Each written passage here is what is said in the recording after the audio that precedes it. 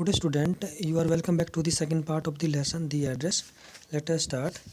I think यहाँ से है I followed the girl along the passage. कहता है कि वो लड़की ने दरवाज़ा खोल दिया। अब जो राइटर है वह उस लड़की के पीछे पीछे उसे घर के अंदर चल रही है।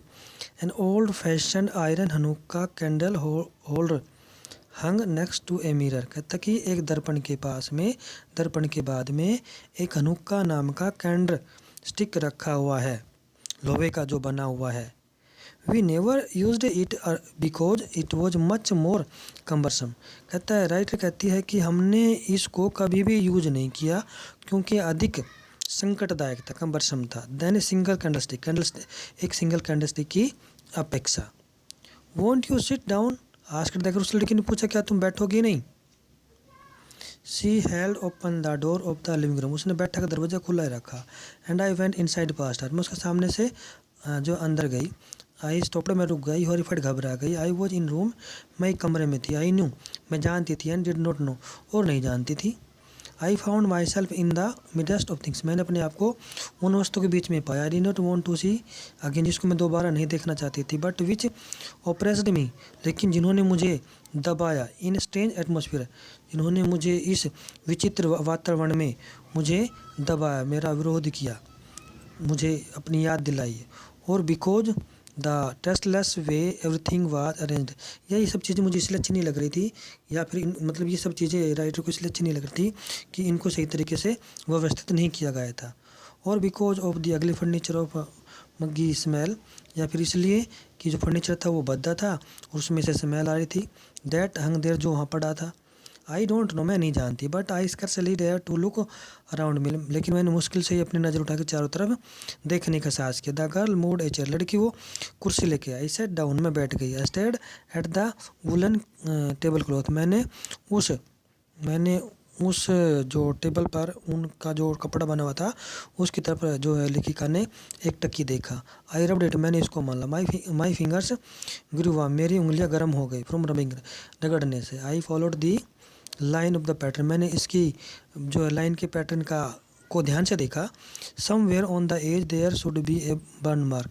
कहते हैं कि इसके किनारे के ऊपर कहीं ना कहीं एक जलने का निशान होना चाहिए। That had never been repaired, जिस छिद्र को कभी भी ठीक नहीं किया गया था। My mother will be back soon, मेरी माता जल्दी वापस आ जाएगी। सेड द गर्ल, उस लड़की ने कहा। I already made tea for, मैं पहले उसके लिए चाय बना चुकी हूँ।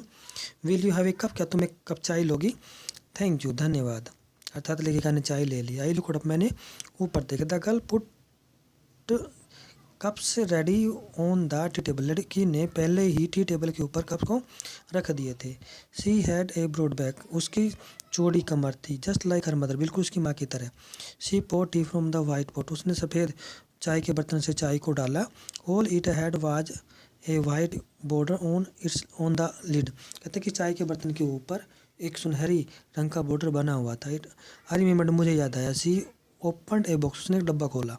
And took some spoon out, और कुछ उसने इस डब्बे से चम्मच बाहर निकाली। दैट्स ए नाइस बॉक्स, ये बड़ा ही सुंदर डब्बा है। I heard my voice own voice, मैंने अपनी आवाज़ को सुना। It was a strange voice, बड़ी विचित्र आवाज़ थी।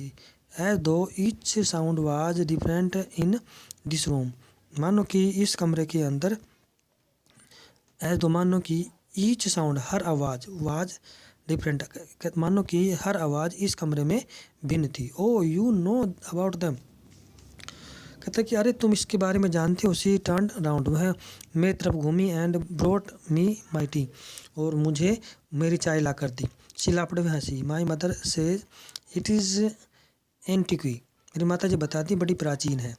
वी गोट लॉट्स मोर, हमें बहुत प्राप्त हुई थी। सी पॉइंटेड राउंड द रूम, उसने कमरे में इशारा करते हुए बताया। सी योर सेल्फ, खुद देख लो। I had no need to follow her hand, मैंने उसके हाथ की इशारे की आवश्यकता नहीं थी। आई नो विच थिंग सी मेंट, मैंने पता था उसका मतलब किन वस्तु से था। I just looked at the still life of the tea table, मैंने टी टेबल के ऊपर जो बर्तन रखे हुए थे उनकी तरफ एक नज़र देखा। एज ए चाइल्ड, जब मैं छोटी बच्ची थी। आई हैड ऑलवेज फैंसिड, तो मैं भी ये हमेशा कल्पना किया करती थी। The apple on the pewtered plate, की इस कांच की थाली के अंदर एप्पल रखा होना है, काट काट के एप्पल रखा जाना, कि जो राइटर कल्पना किया करती थी। We use it for everything, हर चीज़ के लिए हम इसको यूज करते हैं। शी सैड, उसने कहा, once we even ate off the plate, एक बार हमने इस प्लेट से खाना खाया था। हैंगिंग देयर, जो वहाँ लटक रही है, जो वहाँ टकी हुई है, ऑन दी वॉल, दीवार के ऊपर। आई वॉन्टेड टू, मैं भी चाहती थी, सो मच, ऐसा इतना ही कुछ, but it wasn't anything special, लेकिन यह इतना विशेष नहीं था। I had found the burn mark on the table cloth, table cloth के ऊपर मैंने जले हुए का निशान मिल गया था। The girl looked questioningly at me, उस लड़की ने बड़ी विचित्र रूप से मेरी तरफ देखा, संदेह भरी दृष्टि से मेरी तरफ देखा। यस आई सेड, मैंने कहा हाँ। You get so used to touching all these lovely things, you get so used to touching all these lovely things in the house, कहते तुम इस घर के अंदर हर प्यारी चीज़ को छूने में तुम्हें बहुत अच्छा लग रहा, तुम आदी हो गई हो। You hardly look at them any more, तुम किस चीज़ की और देखना बहुत कम पसंद करती हो। You only notice when something is missing, घर में रहने वाला व्यक्ति किसी चीज़ की तरफ केवल तभी देखता है जब गुम हो जाती है। Because it has to be repaired, क्योंकि क्या तो इसको ठीक कराना होता है, किसी जगह पर दूसरा लेके आना पड़ता है। और because you have land it, या तुमने इसको किराए पर दे दिया हो। फॉर एग्जाम्पल, उदाहरण के तौर पर, again I heard the unnatural sound of my voice, अचानक दोबारा फिर से मैंने अपनी आवाज़ की अस्वाभाविकता को सुना। एंड आई वेंट, और मैं अपनी बात को जारी रखा। I remember my mother's once asked me, मुझे याद है कि एक दिन मेरी माँ ने मुझसे पूछा था, if I would help her polish the silver, कि मैं उसके जो सिल्वर के स्पून थे या कांटे थे या चक्कू थे, उस पर पॉलिश कराने में उसकी मदद करूँगी। It was very long time ago, बहुत लंबे समय पहले की बात थी। आई वॉज प्रॉब्ली बोर्ड, मैं शायद बहुत ज़्यादा बोर हो रही थी दैट डे, उस दिन। और perhaps I had to stay at home, शायद मुझे घर रुकना पड़ा था। बिकॉज आई वॉज, मैं शायद बीमार थी। As she had never asked me before, इससे पहले उसने मुझे कभी नहीं पूछा था। I asked her which silver she meant, मैंने उसे पूछा कि सिल्वर से उसे क्या मतलब था। सी रिप्लाइड, उसने जवाब दिया, सरप्राइज, हैरानी में भरकर, that it was the spoon, चम्मच थी, फॉक्स काटे थे, नाव चक्कू थे, ऑफ कोर्स निसंदेह। And that was the strange thing, ये बड़ी अजीबोगरीब बात थी। I didn't know the cutlery, मैं कटलरी के बारे में नहीं जानती थी। वी एट ऑफ, जिससे हम खाते थे, एवरीडे हर रोज, वाह सिल्वर, जिस चीज़ से भी हम खाना खाते थे वो सिल्वर था, मैं ये नहीं जानती थी। द गर्ल लाफ्ड अगेन, वो लड़की दोबारा हंसी। आई बैट यू, आई बैट, मैं शर्त लगाती हूँ, don't know it is either, तो उसने कहा कि मैं शर्त लगाती, तुम्हें अभी भी नहीं पता। I looked intently at her, ये सब सुनकर मैं उस लड़की की तरफ बड़े ध्यान से देखा। वट वी ईट विद, हम किससे खाते हैं, सियास उसने पूछा। वेल डू यू नो, क्या तुम जानती हो। सी हेजिटेटेड, उसमें हिचकिचाई। She walked to the sideboard, वह अलमारी के पास में चल कर गई। Wanted to open a drawer, वह दरवाजा वह एक दराज खोलना चाहती थी। आई लुक, मैं देख लूँगी। इट्स इन हेयर, यह अंदर है। She had her hand on the door, उसने दरार के अंदर अपना हाथ रखा। Don't you want to wait for my mother, क्या तुम मेरी माँ के आने तक इंतजार नहीं करोगी। नो आई मस्ट को, नहीं मुझे जाना है। I walk to the door, मैं चलकर दरवाजे तक आई। The girl pulled the door open, उस लड़की ने खींच कर जो दराज को खोला। I can find my own way, मैं खुद तलाश कर सकती हूँ। I can find my own way, मैं अपना रास्ता खुद बना सकती हूँ। As I walked down the passage, जैसे ही मैं जो रास्ता चलकर आती हूँ, I heard the jingling of spoons and forks, में तो मैंने चम्मच और कांटे की खनखनाहट को सुना।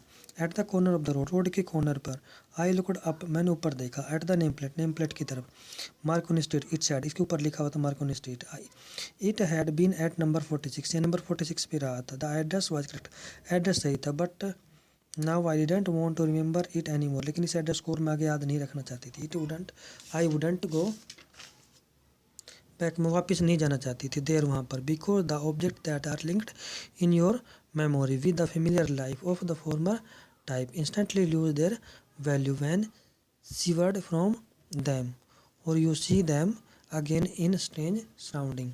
कहता है कि क्योंकि वे वस्तु जो तुम्हारी यादों में पूर्व समय से है, क्योंकि वे वस्तु जो तुम्हारी यादों में पूर्व समय से हैं, वे तुरंत अपनी कीमत खो देती है जब वह तुमसे अलग हो जाती है, तुम या फिर तुम उनको विचित्र पर्यावरण में देखते हो।